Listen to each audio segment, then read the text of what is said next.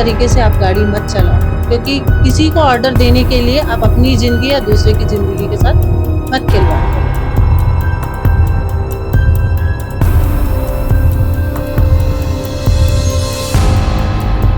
और ये जो 10 मिनट वाला है कि 10 मिनट में छोड़ दें या वो कर दें, खाने का चीज़ तो लोग पैसे नहीं देते हैं, तो आराम से भी दे सकते हैं, जिससे किसी को परेशानी ना हो। 10 मिनट के चक्कर में दूसरों के लाइफ को जो है रिस्क पे डाल, खुद की भी लाइफ को और दूसरे की भी। हाँ।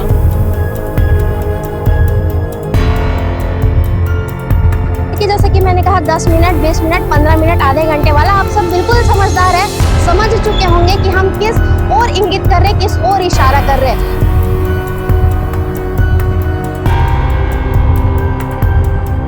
मेरे हिसाब से ब्लिंकिट ऐसे जगह में नहीं होना चाहिए, जैसे डी मार्ट वगैरह है, जैसे एरिया में है वैसे ही एरिया में मतलब ये लोग करें, है ना, आउटर में होना चाहिए। आउटर में होना चाहिए। हाँ, हम तो अंदर गए ही नहीं, उसके बावजूद हमें उल्टा पाठ पढ़ाया जा रहा है कि आप लोग वीडियो जो है वो नहीं बना सकते। तो क्या जनहित के मुद्दों को भी हम नहीं दिखा सकते? 15 अगस्त इंडिपेंडेंस डे और वही रात के 11 बजे यही वो रास्ता है। यहीं पर ही एक लेडी है अपनी स्कूटी में सवार होकर। इस ओर से आप सभी को बताना चाहूंगी कि अगर हम सीधे राइट हैंड साइड सीधे इस रास्ते पर जाते हैं तो रिसाली चौक पड़ता है, और इस रास्ते का उपयोग करते हुए आगे की तरफ उनका घर है, वो अपने घर की तरफ जा रही थी। रात के 11 बजे थे, बारिश बहुत तेज हो रही थी। अगर आप लोगों को मालूम होगा कि 15 अगस्त की रात्रि में बहुत ही ज्यादा बारिश हुई थी, नियंत्रित रफ्तार में थी। जब हमारी उनसे बातचीत हुई तो उनका कहना है कि उनकी रफ्तार जो थी वो नियंत्रित थी। लेकिन जो कि आप मेरे ठीक पीछे देख सकते हैं, ये ब्लिंकिट का स्टोर यहाँ पर दिखाई दे रहा है, और आप सभी को मालूम होगा कि 9 से 10 मिनट में डिलीवरी करने की बात होती है। अगर आप ब्लिंकिट से कुछ मंगाते हैं तो 10 मिनट के अंदर आप इधर एक क्लिक किया और 10 मिनट के अंदर आपके घर पर जो है वो डिलीवरी बॉय आ जाता है, सामान आपको आपके हाथ में हैंड ओवर कर देता है। अब आप सोचिए 10 मिनट के अंदर, जब यहाँ पर फाउंडेशन जो है टाइम लिमिट ही 10 मिनट की है, यहाँ से बकायदा जो इनका डिलीवरी बॉय है वो निकलता है, और इतने रफ्तार में होता है कि यहाँ से महज 200 मीटर की दूरी पर ही इतनी ज्यादा रफ्तार में ये डिलीवरी बॉय होता है कि सिर्फ 200 मीटर की दूरी पर ही उस तरफ से जो महिला आ रही थी उससे जबरदस्त जो है वो भिड़ंत हो जाती है दोनों ही गाड़ियों की। जिस गाड़ी के साथ टक्कर हुई है, जिस महिला की गाड़ी है, तस्वीरों के माध्यम से आप देख सकते हैं कि गाड़ी की स्थिति क्या कुछ अभी बनी हुई है। और वहीं आप सभी को बताना चाहूंगी कि महिला को जिस प्रकार की चोट आई है, तस्वीरों के माध्यम से आप ये भी देख सकते हैं कि पैर में कितनी गंभीर चोट है, हाथ में भी कैसी चोटें जो है वो दिखाई दे रही, हाथ फुला हुआ है, स्वेलिंग है। और भी जब इस प्रकार के एक्सीडेंट होते हैं, हादसे होते हैं, तो ऊपरी जो चोट है वो तो कहीं ना कहीं दिखाई देता है, लेकिन अंदरूनी चोट भी काफी ज्यादा जो है वो आ जाती है, तो वो दिखाई नहीं देता, लेकिन तकलीफ काफी ज्यादा होती है जिसे चोट लगी हो।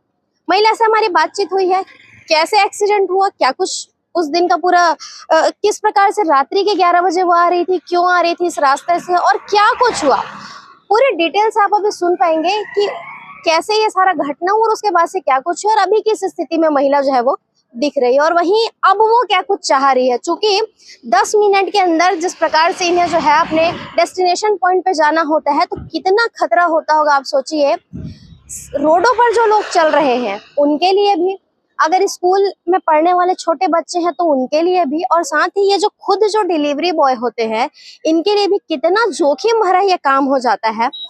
आप स्वयं आंकलन कर सकते हैं कि यदि उस दिन जब ये सारा घटना घटा है, अगर ये एक्सीडेंट जैसे कि महिला को चोट आई है, अगर वो चोट डिलीवरी बॉय को आ जाती, क्योंकि जब हमारी उनसे बातचीत हो पा रही थी तो उनका कहना था कि जब ये सारा मामला हुआ तो बात पुलिस तक के भी गई, और जब पुलिस तक के गई तो ये भी बातें पता चली कि थाने में जब वो लोग आए तो कि लड़के की स्थिति उतनी अच्छी नहीं है, आर्थिक स्थिति, और बहन भी काफी ज्यादा परेशान हो रही थी, इस वजह से इन्होंने जो है वो केस नहीं किया। और ये भी बातें पता चली कि लड़का अकेले कमाने वाला है अपने घर में और उसकी कमाई से उसका घर चलता है। तो अब आप आंकलन करिए कि जितने रफ्तार में ये गाड़ी थी, जब महिला को इतनी गंभीर चोट आई, अगर ये चोट उस लड़के को आ जाती, उस डिलीवरी बॉय को आ जाती, तो चूंकि घर में सिंगल कमाने वाला लड़का यही है, अगर सर पर गंभीर चोट आ जाती या कुछ और भी हादसा ऐसा हो जाता, तो आप सोचिए कि जो एक सिंगल कमाने वाला लड़का,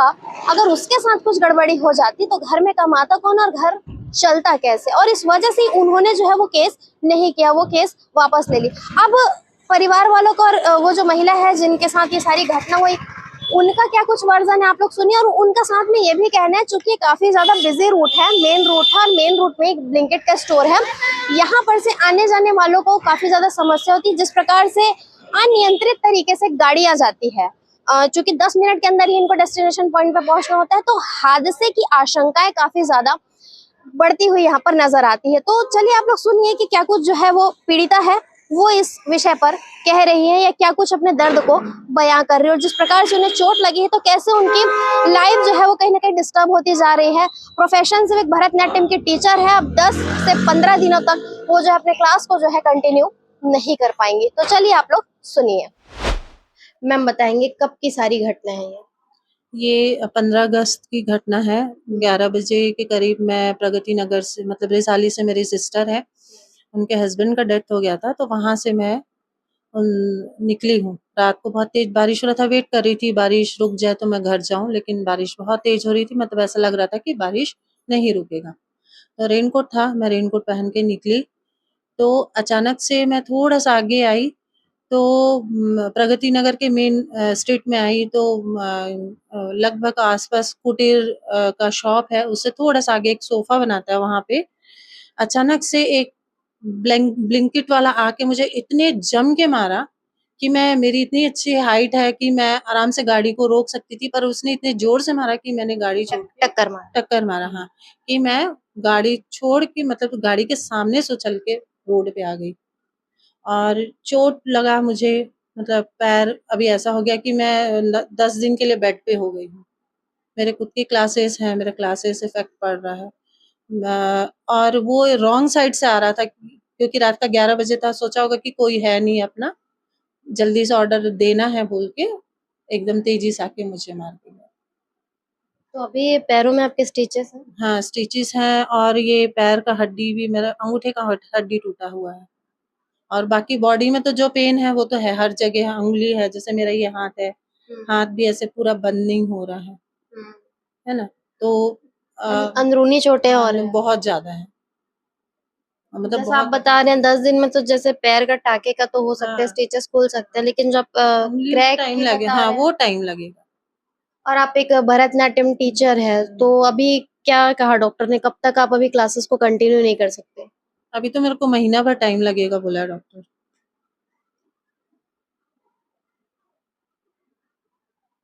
ये सारी घटना होने के बाद ब्लिंकिट वालों से आप लोगों ने बातचीत की, पुलिस में आप लोग गए, कंप्लेन वगैरह कुछ किया? हाँ, कंप्लेन तो किए हम लोग वहां पे, लेकिन चूंकि वो बच्चा बहुत छोटा एज का था, और वो बोला कि मैं इसी कमाई से ही अपना पढ़ाई कर रहा हूँ, ये जो पैसा मिलता है तो मैं अपने पैसे, इस पैसे को दे के अपना कॉलेज पूरा कर रहा हूँ।